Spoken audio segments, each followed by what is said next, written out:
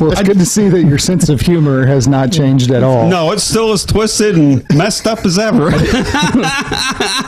I do miss that laugh. I ain't gonna lie. You know what I miss, though? Cigar smoke.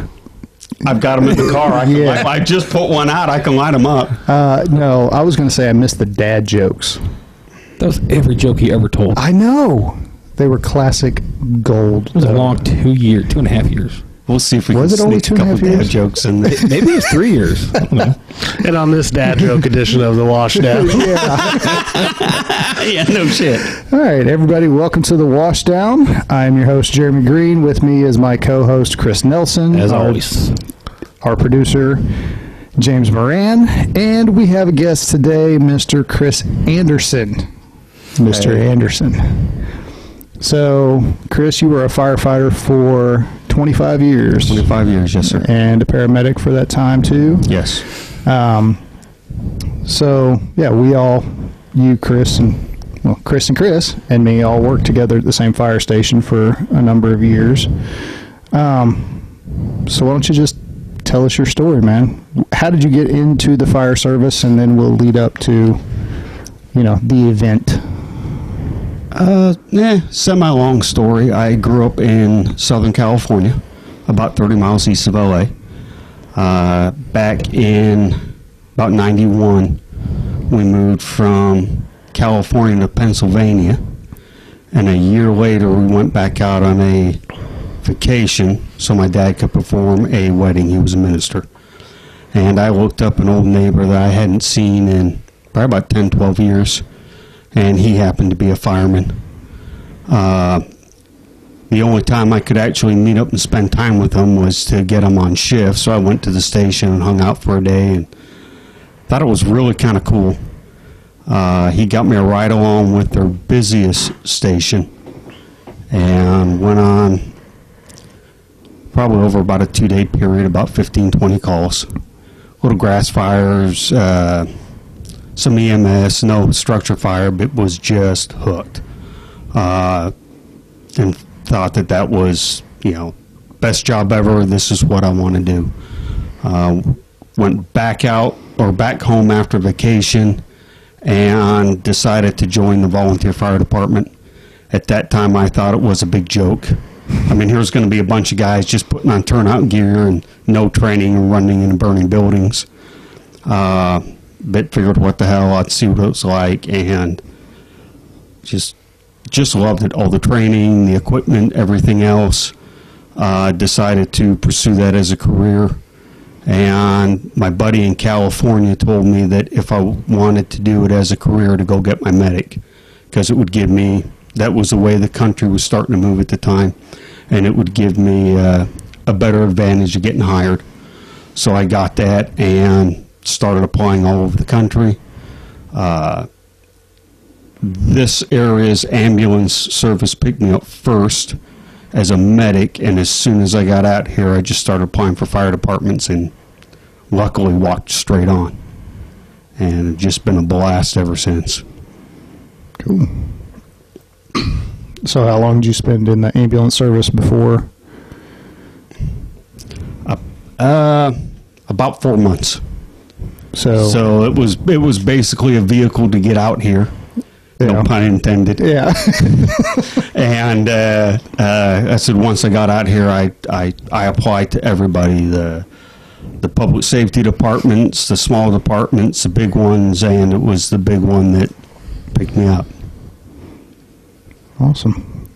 So let's fast forward. You want to talk about him being our driver first? Was that the event we're talking about, and how bad we were? How hard it was to work I would love to hear the story of how it was managing these two yahoos for as long as you did. He didn't manage anything. He sat out front, smoked cigars, and watched Netflix on his phone. No, he sat on the couch to make sure your bunk room got filled with cigar smoke, so you had something to complain about, and then he laughed. And it was awesome for the rest of us. There's a sample of the laugh. You guys are jerks. You hate hearing it, but everybody misses it when it's gone, so stick it. It wasn't that bad managing them, but just to hear them whine like they're doing now, man, it just wore you out. I need you to know deep down in your heart, since you're no longer on the job, that I have continued that role of annoying Jeremy as much as I possibly can. He's not really hard to annoy. It's a tough job, but someone has to do it. Yeah, and I've gladly accepted that role. Yeah. He goes out of his way to trade time at our station just to do it. Well, we'll swap notes later on. Yeah. See, he's all happy that he's about to be a captain, and what he doesn't know is I'm going to bid whatever station he's at just to give him a headache. I am not. I still have connections. Won't happen.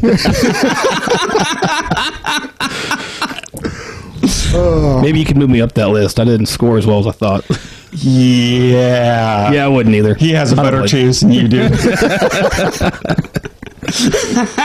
I don't blame him. Oh, so speaking of that, I saw our former captain the other day in the morning. I'm sorry. Yeah, he's doing well. Good for him.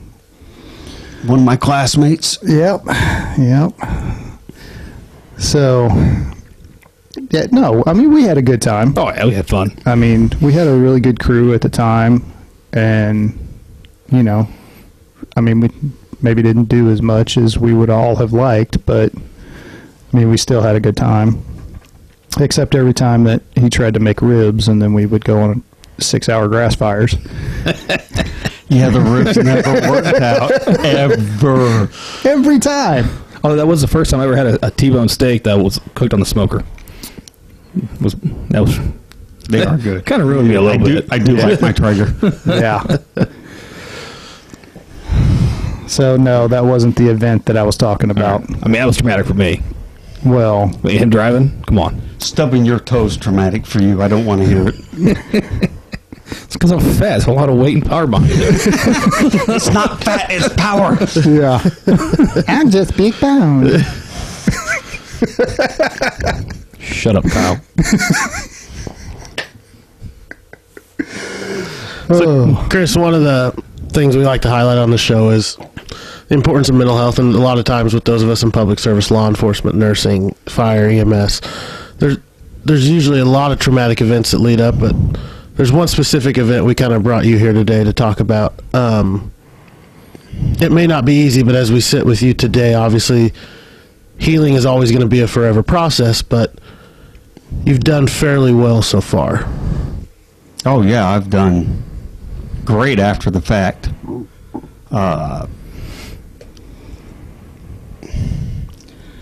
So, quite a few years ago now,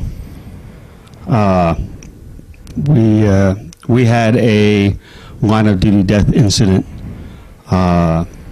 where 2 firefighters died, 2 were critically injured, me being one of them, and I had to retire due to those injuries. You know, I guess the distance between life and death is 6 inches because that's how far I was away from the guys.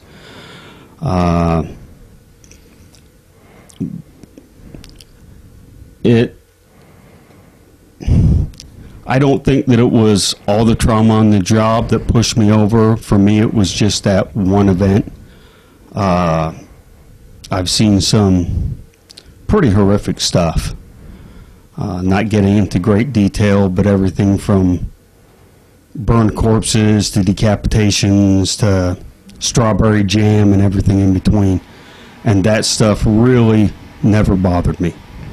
You know, yeah, I'm one of the old dinosaurs that say, if you can't handle that, find another job. Wussy, because you see it all the time. In this case,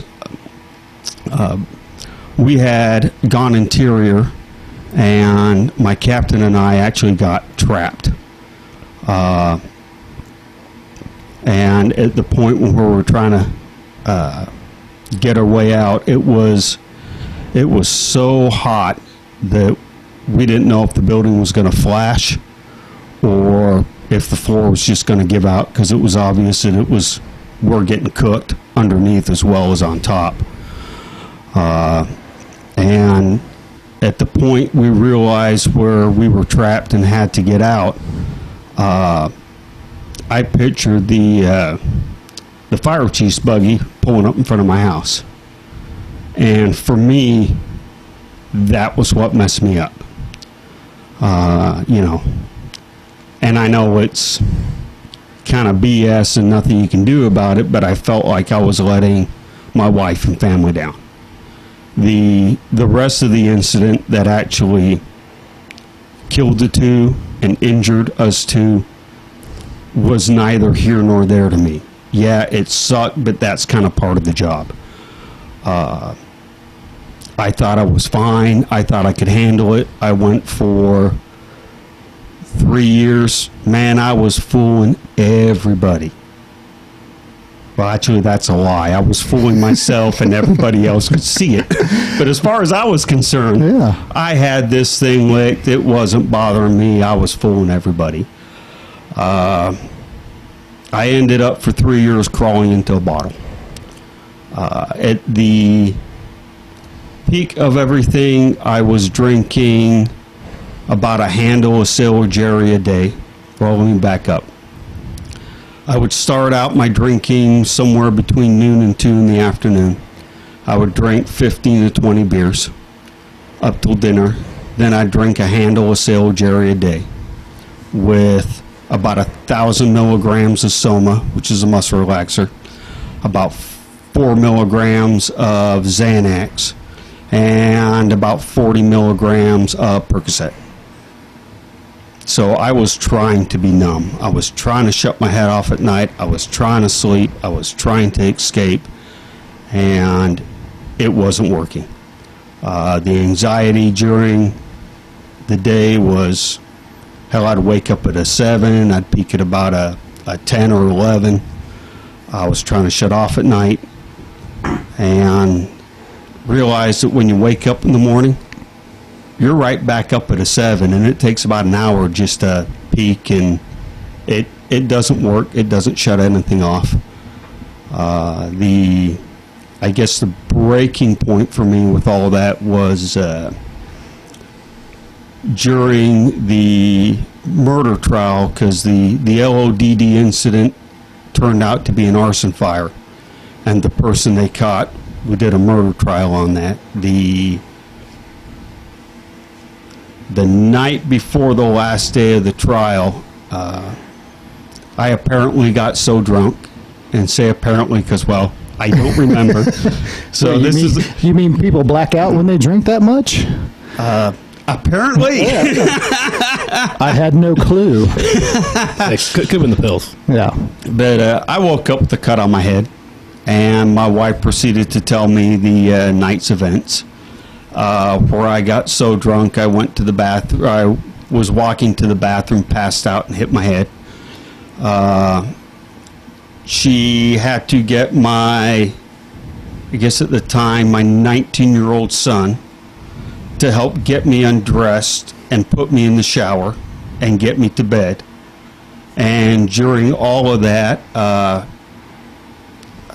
guess my wife was slightly mad at me for some weird reason. I don't understand why, but I could never imagine your sweet, sweet wife ever being mad with you for any reason. Well, I think she's in a constant state of mad at him. This one crossed that line. Go big or go home. And after 3 years of this crap, yeah. She'd had enough. I get that. But I guess she was yelling at me, which rightfully so. I drew back to hit her, and that's something that I never, ever thought in any state that I would ever do. And well, dude, whenever you are that far gone with the bottle and the pills, you're not going to act like your normal self or any version of your normal self. So, I mean, you were self-medicating severely. Oh, yeah. And yeah, I mean, your behavior will start to change, and you will do things that are totally out of your character. Yeah.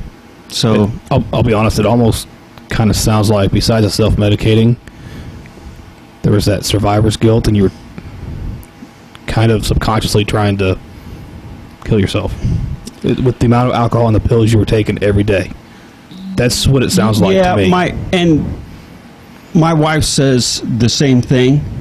I don't think that I was actively trying to kill myself, but I can honestly say I really didn't give a shit.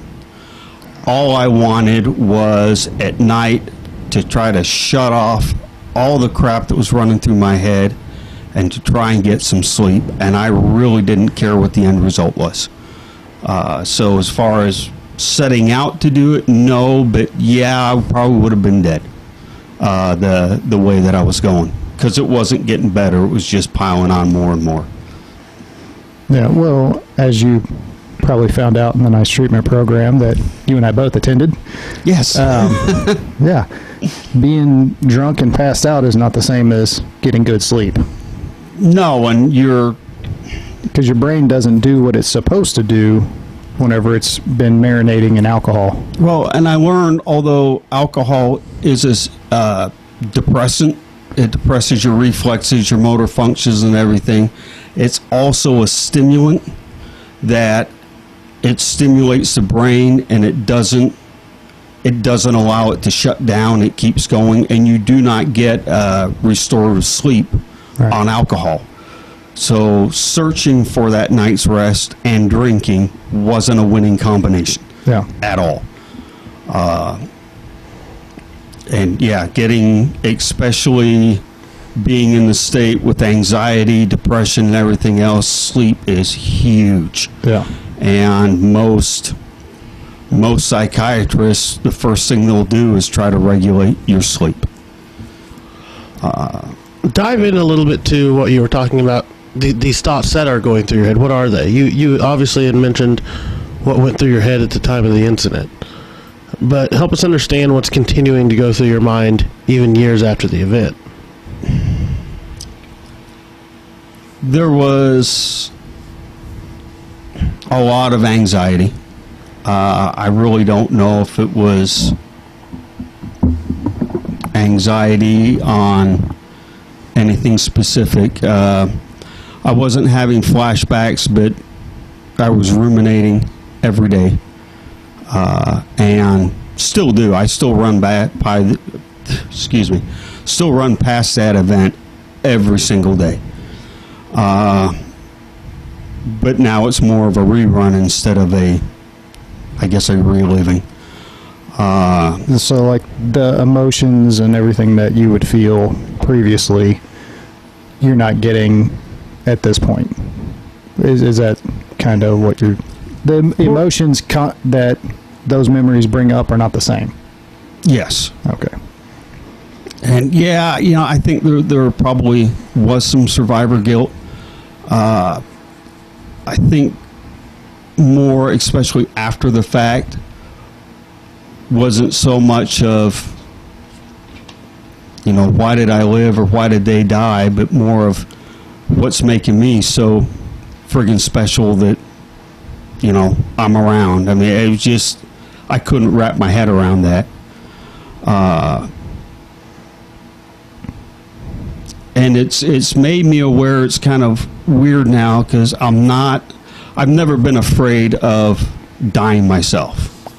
I mean, for years it was part of the job. Yeah, we all want to go home at the end of the night. Maybe it's not your turn. And that's never bothered me, and I still, but now I worry constantly about everyone else around me. My kids get in the car. Oh my God, what's going to happen to them? I'm away from the house. Holy crap, is anything going to happen when I'm gone? And that was a lot more after the accident and for the first, 3 years after that. Yeah. But it's part of your body processing that trauma. It creates that anxiety, and where you're stuck in that moment a little bit. Oh yeah. So you didn't get to, there wasn't resolution that. And I know that you guys talked about it before, where a big part of the process of going through and processing everything is around the kitchen table at the fire station. Mm-hmm. You hash it out, you make jokes about it, you discuss Did you do everything right? Did you not do everything right? I never had that. I went from the scene to the hospital and never went back to the station.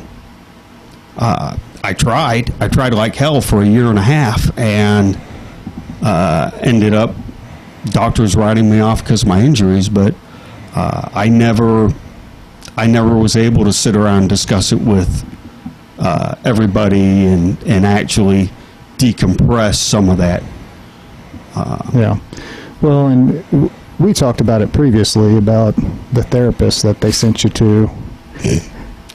And we have kind of talked about that a little bit, which we're going to talk about it more because we're going to have Rachel on, and she's going to probably talk a little bit about that cultural competency. And I think you're a perfect example of why, if you're going to go see a therapist and you work in this line of work, or you're a cop, or, nurse, whatever, doesn't matter. The therapist that you go see has to have some kind of cultural competency and know the things that we go through and the things we deal with and the way that we talk and the way that we process things. It may not always be right, but they should have some basic understanding to be able to navigate the way that we do things. I completely agree. Through work comp, I was sent to a psychiatrist and 5 psychologists. And all that did was wind me locked up in a mental institution for 2 months. 3 years down the line. Yeah. I think that talking to someone, having them help work through it is huge, paramount, but it has to be the right person. Absolutely. I actually went to one psychologist that one of my fears that I was stuck on before I found out that I wasn't able to return was, what if I get back into a fire and panic or have a flashback or something and end up getting myself or one of my guys hurt or killed? I mean, I couldn't wrap my head around that. I didn't want to put anyone else in that situation. And I swear to God, this was her actual response when I told her that. And her answer was, well, just don't think that way.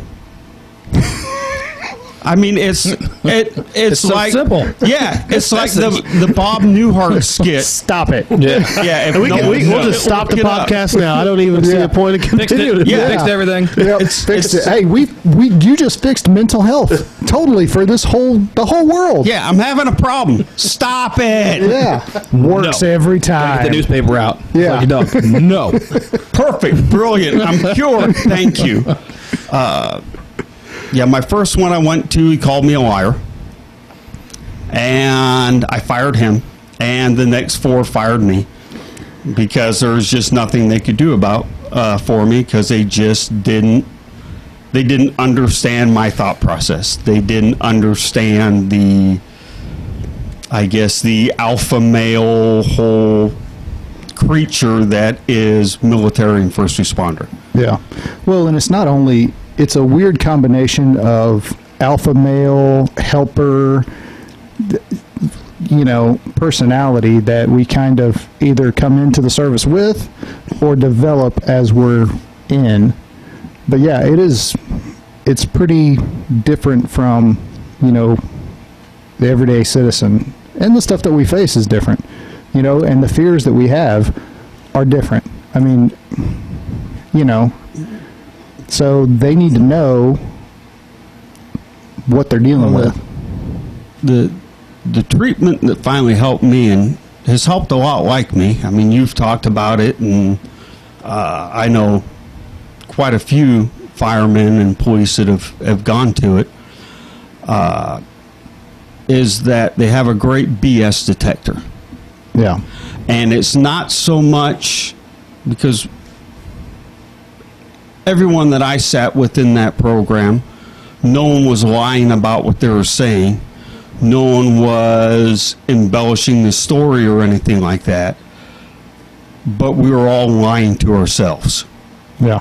And they've got that great BS detector so that they can say, no, you're full of shit. Yeah. And this is why.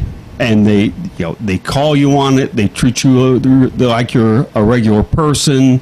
It's not like most psychiatry where it's give you a hug and, oh, you're going to be okay. We'll work through this. It's a place where they're giving you the tools to work through it instead of saying, we'll see you back next week and collect the paycheck. Yeah. Well, and that's kind of another part of our personality is, I got this. I don't need any help. And, basically they just lay out the tools for you. Here are the tools. This is how to fix yourself. Go for it. And it's on you. But I think that makes it easier for people like us in military and all that, just because now, you are doing it on your own, but you've got the help and the guidance there. Right. So it's a dual. It's coming at you on both sides. Yeah. But we're the fixers. We're always trying to fix stuff. We're always the ones that people are called to handle the mountain of crap. And so that's always been my question: who helps the helper? Yeah. With the mental stuff, we don't have the tools, and to get with someone or a program, not necessarily the one that I went to, but to get with something like that to give you the tools so that you can stay in your role of fixing it. Yeah. Well, and also the probably another important thing to mention is understanding the problem, understanding what needs to be fixed, and how the process works. Because how our job works is we go in, we're there for ultimately a very short period of time, and whatever we're fixing right now, or we're doing this right now. 6 months from now, we're not worried about that. We're not worried about the long term per se. I think it goes more to say we're not worried 6 minutes from now. We're going to be at the hospital in this city. And with mental health and, getting your head screwed back on right, for lack of a better term, it's a long process. It's not a 6-minute fix. It's, it's a never-ending fix. Yeah, it's daily. It's every day you make that decision to move forward. So would that be fair to say? Oh yeah, absolutely. It's waking up in the morning with, like most people do, with an anxiety at, let's say, 2, or depression at 2, and by dinner time, if it's a really hard or high day, it's at a 5. With us, we get into that cycle. You wake up at a 7 or an 8, and after your morning coffee, it's a 12. So to have those tools to bring it down and to deal with it and to manage it, you're using that stuff to deal with it instead of crawling into a bottle or hitting the pills or starting a weapon. Yeah. Well, and I just want to clarify that it's a 10-point scale. So now you know what he's talking about whenever he's saying 11 and 12. Oh, absolutely.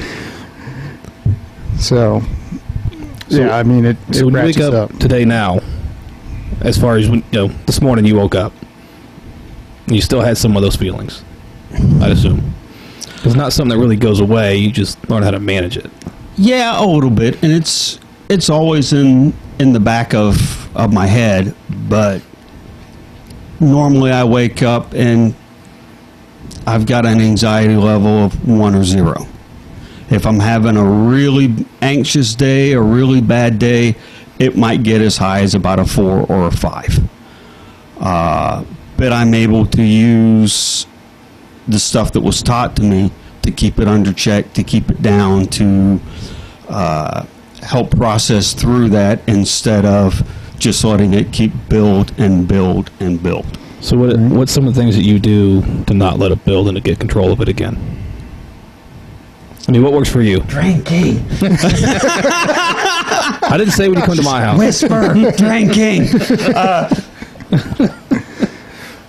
No, there's one of the techniques is schema shifting, and your schema is your viewpoint on a situation, and to look at it at a different angle.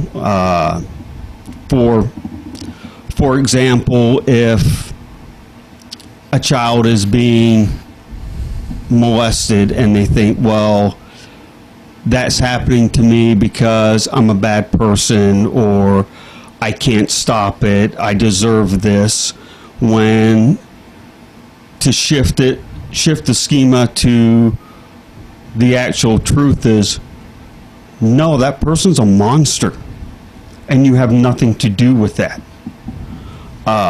So little events that come up that might make me more anxious, I can look at it and go, well, no, you stubbed your toe, you had nothing to do with that. It's because of this, not that. So stop beating yourself up over it. It's actually put a more of a honest look at it, I guess. Yeah. Well, and I think probably another important thing is being able to identify those thoughts and feelings correctly, accurately, and quickly.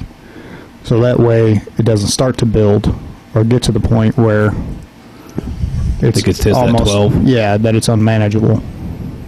Makes sense. So, I mean, that's what I use. I mean, I just throw try my hammer. Yeah. I try to identify, if I catch myself, getting angry or doing, like, man, here, wait a minute. Oh, yeah, no, that's not what's going on here.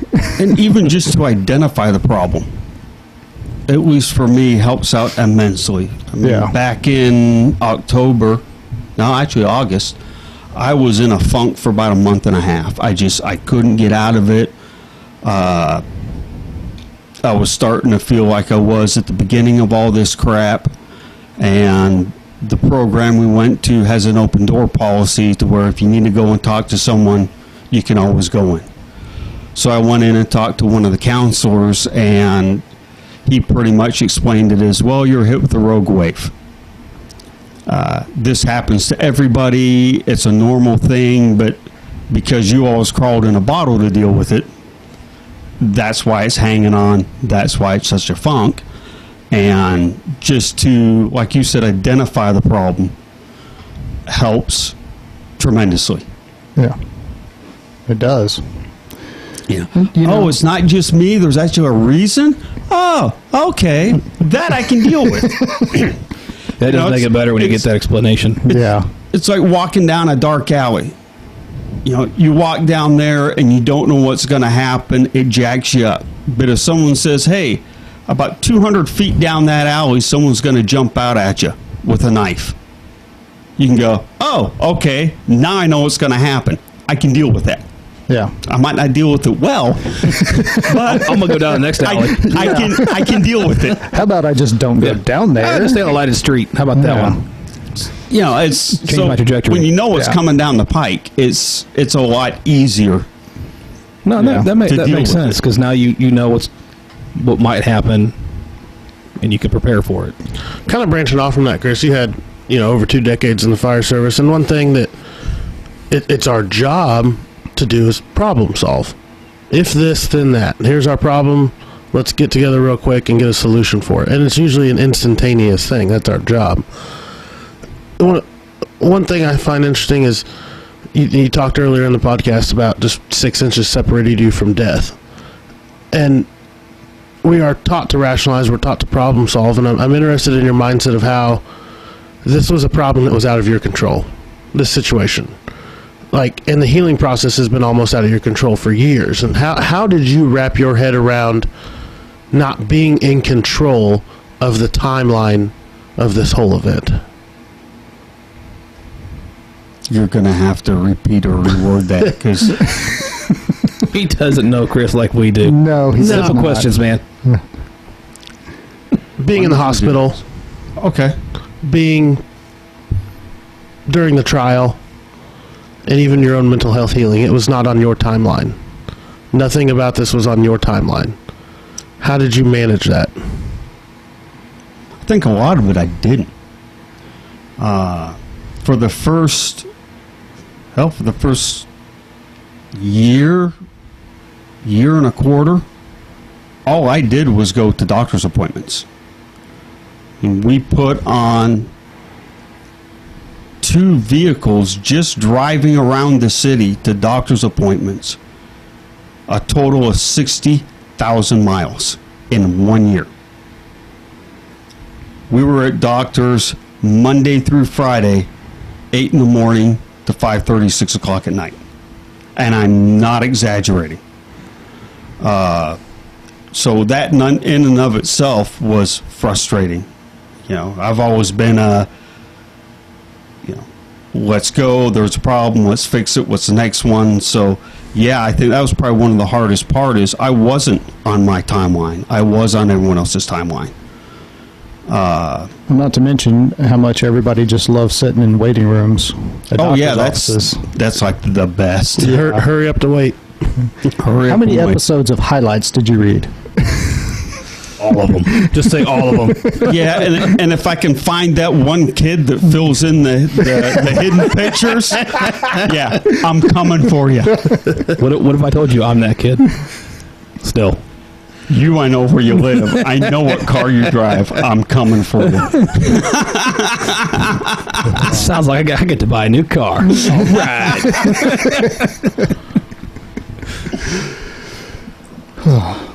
So, but ultimately, you went through treatment, came out the other side, and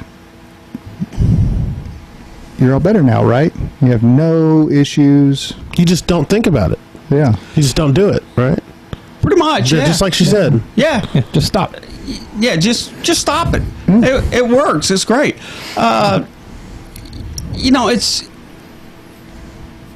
It's there. Like I said, I think about it every day. I still run through the incident every day, but it's not the weight of what it was.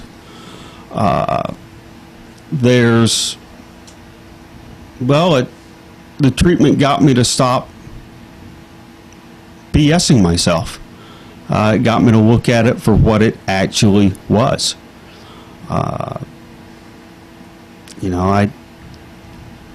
It wasn't such a weight to blame myself for getting trapped and almost not coming home. Because like I said, that was the main stuck point for me.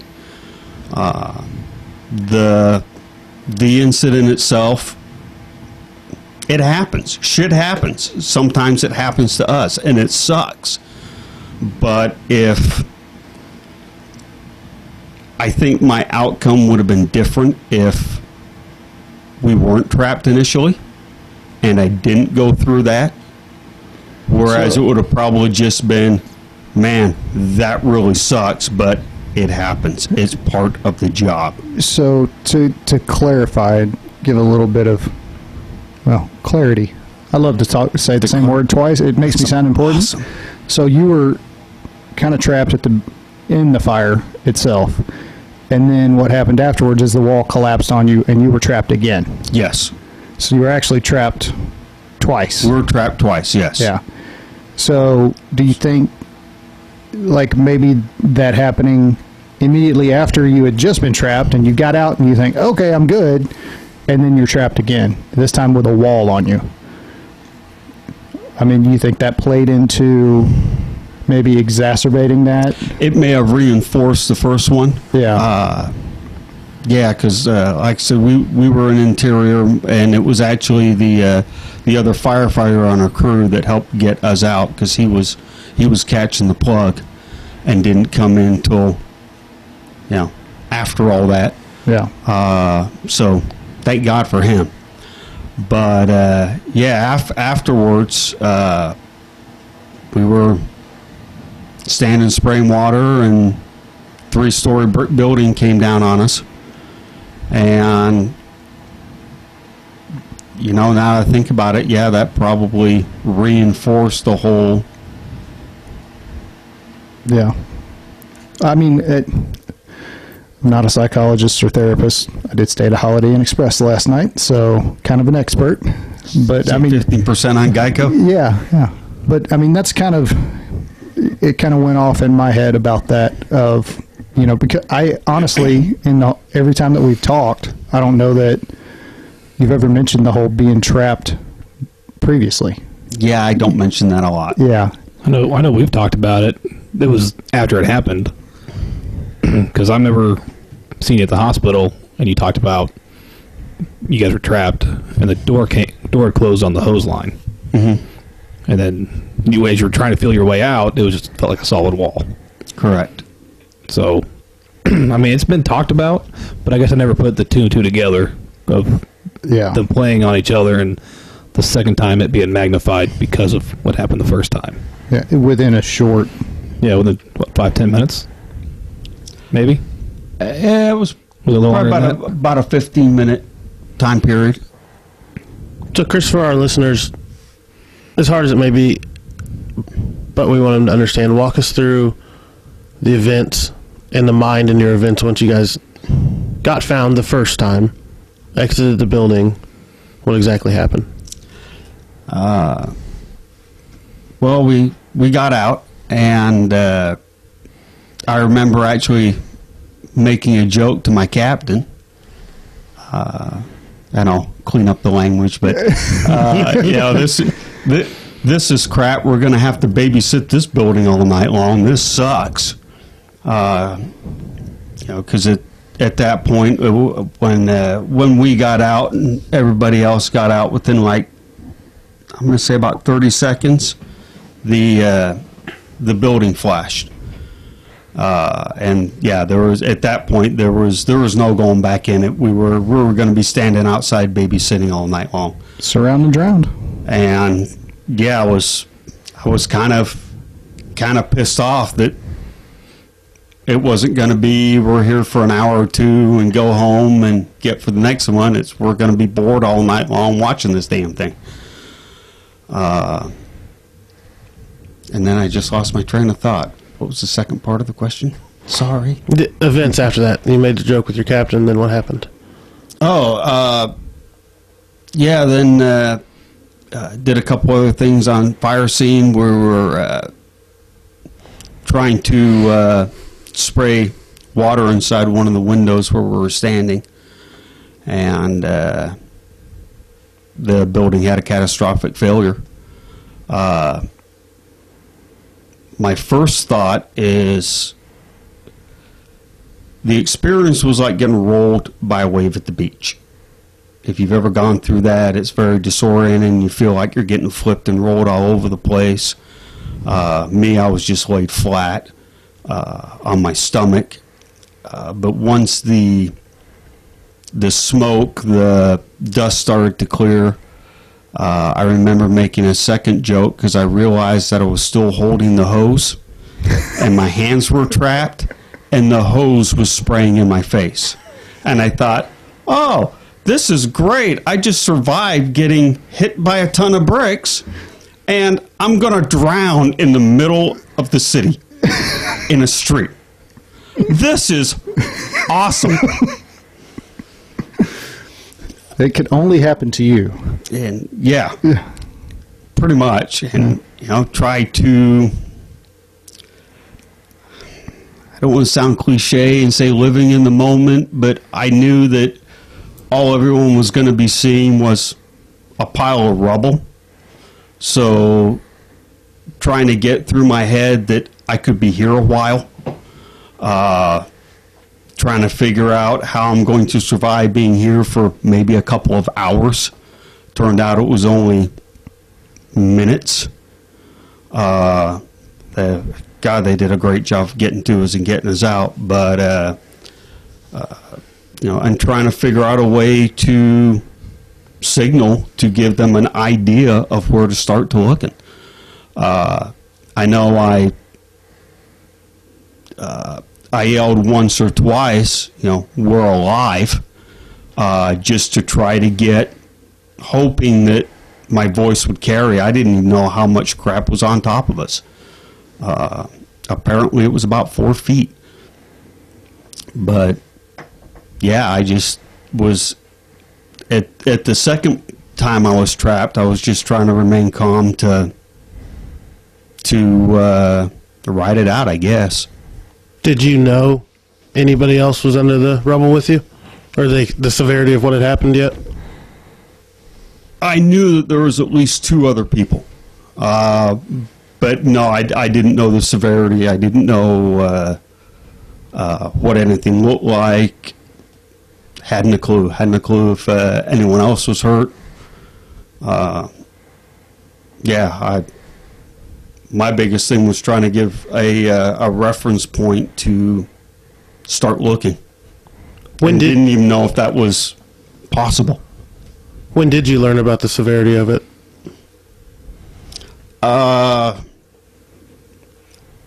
Probably about a minute after I was pulled out.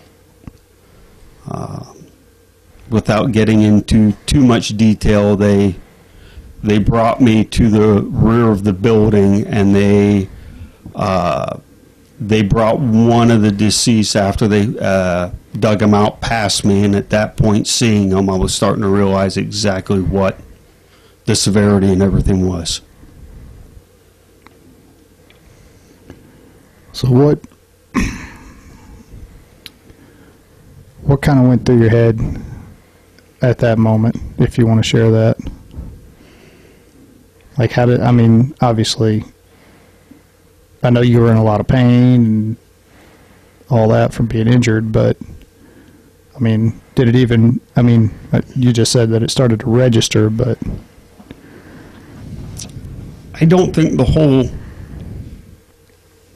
incident registered much. It was starting to kick in as far as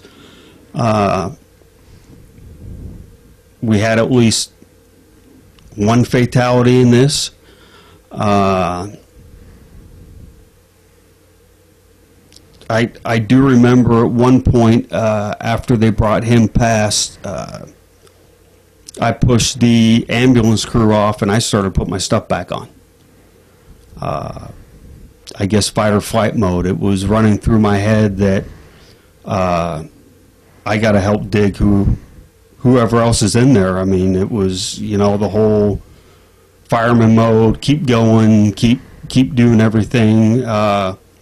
In fact, I got my air pack back on. I don't know how I did it, but I got my air pack back on, and I was starting to get ready to go back to the pile and help dig, and one of my friends came up and said, "What are you doing?" I said, "Well, I got to help. I don't know how many people are trapped, how many are hurt. I'm at least alive. I can help somehow." And he says, "No, you're going to the hospital."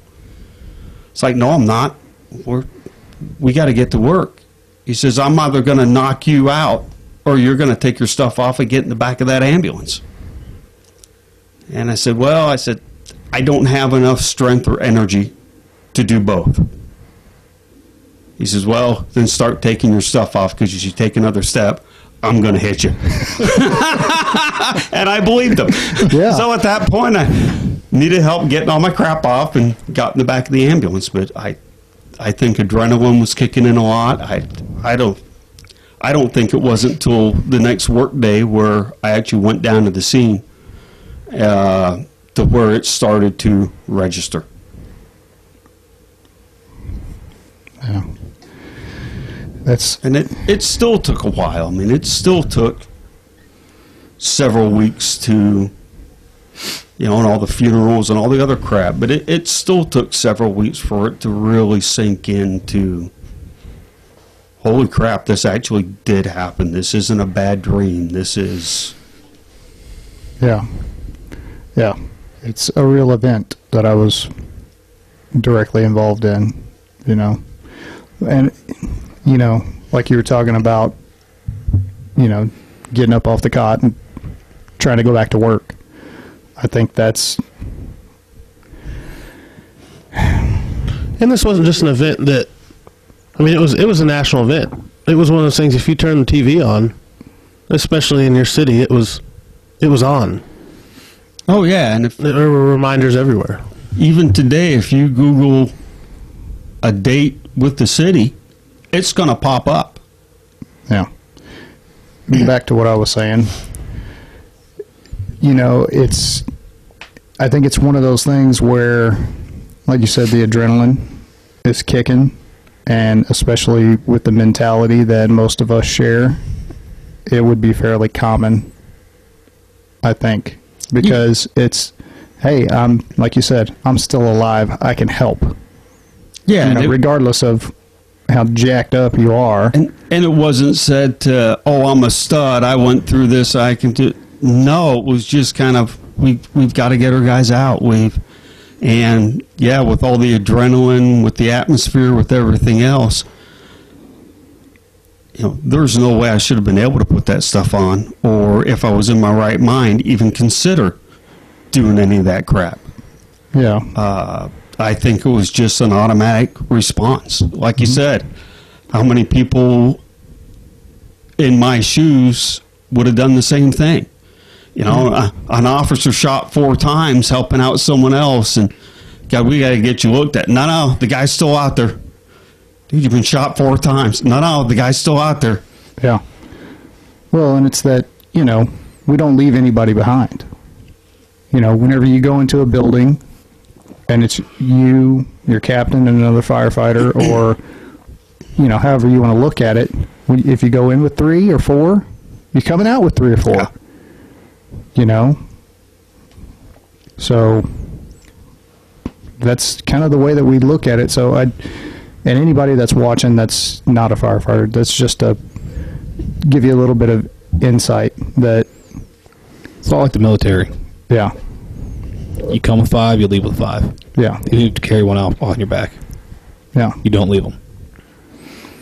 So, Chris, I do have a question. Something you said earlier when we first started about being that old salt dog mentality about suck it up. If you can't do it, find a new job.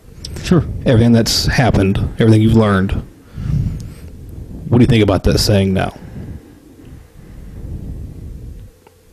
If you still believe me, I'm not going to get mad at you. I think some of it's still in my head to where I still find probably about 50% of that true. But I've also learned that trauma is very subjective. What I think is nothing but a load of crap. Someone else could see that as one of the worst things they went through. And they could be looking at what I'm going through going, man, that's what jacked you up? How did you survive 25 years in the fire service? You should have been dead the first 2 weeks. What the hell? It's the laugh. It made you impervious to everything. Of course. It's my shield and kryptonite all at once. All at once. There you go. And, you know, I can give an example of that. When I was going through therapy, I had to write about that incident and kill myself and then read it to the class. So that was a lot of fun. Oh, that was... And there was a person sitting next to me who was bawling 3/4 of the time. And they said, you know, that's the worst thing I can imagine. I can't believe anyone could go through that and survive mentally. Man, I just feel for you. And then this person proceeds to read their paper, and it was how from the time they were 6 to like 12 was molested and raped by another family member. And I'm going, I'm crying over my little stuff, and you went through that? Holy crap. And you think mine's worse than that? Oh my God. So, you know, it's just, it's all a matter of how you see it and how it affects you. From a certain point of view. Yeah. So, yeah, I think that if you do get into fire service, first responder, I got it. Yeah, yeah. Were you going Obi-Wan or Yoda on this one? They're Obi-Wan. Okay. Come on, dude. Just making sure. Just making sure. Movie quotes will be thrown out. There is a certain level of, yeah, suck it up, Buttercup. I mean, you're not seeing the best things on this planet. Yeah. But now there is a point of, well, maybe we shouldn't be sucking it up that hard. Maybe we should be looking at it in a different light. Well, and so here's my own personal view on that, and I'll give it to you because you asked. There has to be a certain degree of, and I want to phrase it the right way, of mental toughness, right? Or mental resilience. So, like you said, trauma is very subjective. So what may affect you may not affect him, vice versa, and all that stuff. So we have to be able to see those things and continue to function. Now, what needs to happen is there needs to be processing and dealing with it and recognizing that. So paying attention to our mental health and not just do the typical crap that we've done generationally is, oh, you had a bad day? Let's go get a beer and a shot and another beer, and then you passed out and we're carrying you home and now you're fine. That's not how it works. You know, you have to take care of your mental health. And you have to be cognizant and realize actually before you start that slide that you need to talk or do something different. Use those coping skills to where you don't get to that point. So I think suck it up, Buttercup is, I mean... Well, I think it works to a point once you just kind of add on what you were saying, once you realize, whether it's you that going through it or someone else, once you realize that they're to that point, then that's when the help has to kick in. That's when the tools have to kick in. Yeah. Well, and ideally the tools would kick in and you would never get to that point. You know, you'd be able to go through your day, you know, at the station, on the job, seeing all that stuff, process it as it comes, and that way it doesn't linger around.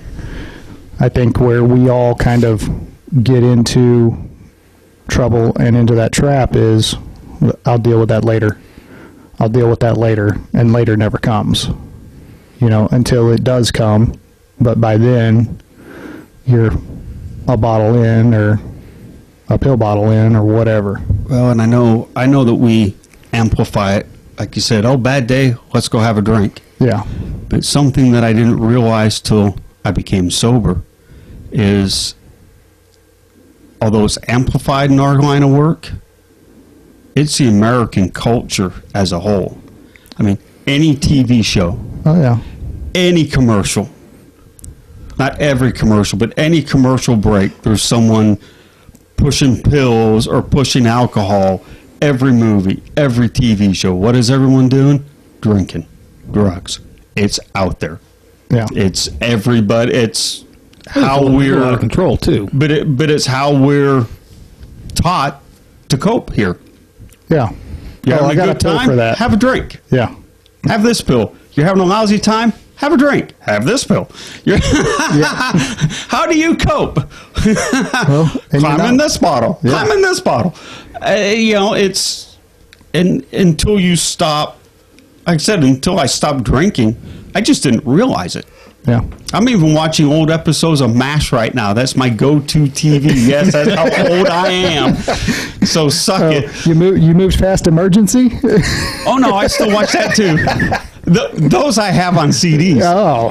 But I think he means DVD. That too. See, that's he's not a Blu-ray guy yet. He didn't know how to stream. Well, he just moved off of Betamax last month, so...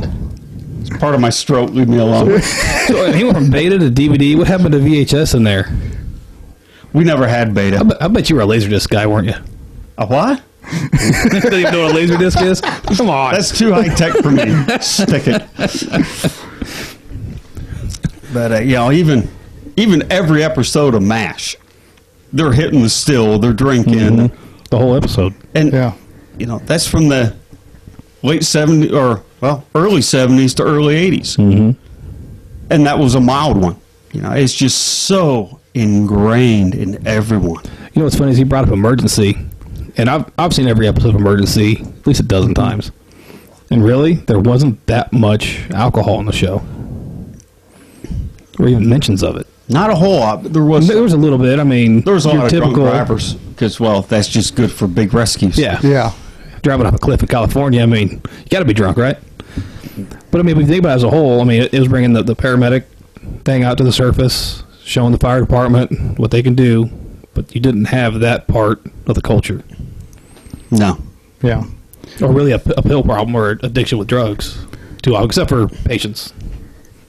Well, by and large, until you got to a show like probably Rescue Me was the first one that really kind of... Yeah. I mean, yeah, it was a show about being a firefighter and all this stuff, but they spent more time on the station life and the outside life and the problems that, the main character was having because of all of his issues. Fleer did a good job with the mental health. Yeah. Some of it touching on it and kind of bringing it out. Yeah. When it comes to fire service, especially after 9/11. Yeah. But, I mean, and you look at it, that show came out when? Early 2000s? Have we seen a push? I mean, there hasn't really been a show like it since then, and we haven't really seen until very recently kind of departments start to push for mental health. And it's not even departments themselves. It's either local unions or members of a peer support team that have gotten together. We're still so far behind the 8 ball. I've been seeing smaller departments do it more because they don't have the same budget issues that bigger departments have. Well, but there's also not any resources. No one has ever thought to do this before the last, even 5-6 years. When I got hurt, I was asking the city, the union, is there any place that I can send my family? Do we have a list of providers that are on our insurance? Is there a list of people that, that I can go to or the family can go to, especially the family, because they were jacked up too. They had to live through all this crap too. Yeah. And it was, nope, you're on your own. Everyone I asked, it was like I was the first person that was ever going through any of this, and it was all foreign. And you would think after 9/11, whenever all of those guys died, that would have been an issue that would have been highlighted, or that would have been brought to, so we did leadership's attention. The peer support, we got. It's a work in progress. Don't get me started on that. But it got brought here from New York after our event because of what happened there, and it was something new. I mean, it's not something we had heard of. It was something that they kind of came up with. Is how I took it, was as they were explaining things, because it was actually the FDNY guys that came, and they came to the funerals and everything. They were great for our department. Different experiences. You know what I mean? Again, from a certain point of view. But I do know a couple guys that it helped. Yeah, well, and I think that's just ones I have direct knowledge of. Is all. I think that boils down to execution as well, though. And we're still learning. Yeah. And we're going to get better with it. Yeah, but kind of the point that I was making was... a start. Yeah, the point that I was making was management hasn't taken the active role that you maybe would assume that they should take, or that they would take. Because, I mean, think about it. I mean, you have guys...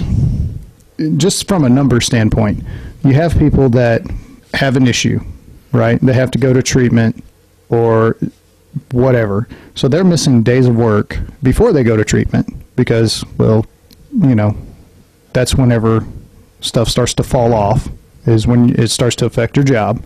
So then, okay, they've missed so many days of work, or they're not reliable, or this or that. So you have all that lost time. Then you send them to treatment. You have all that lost time.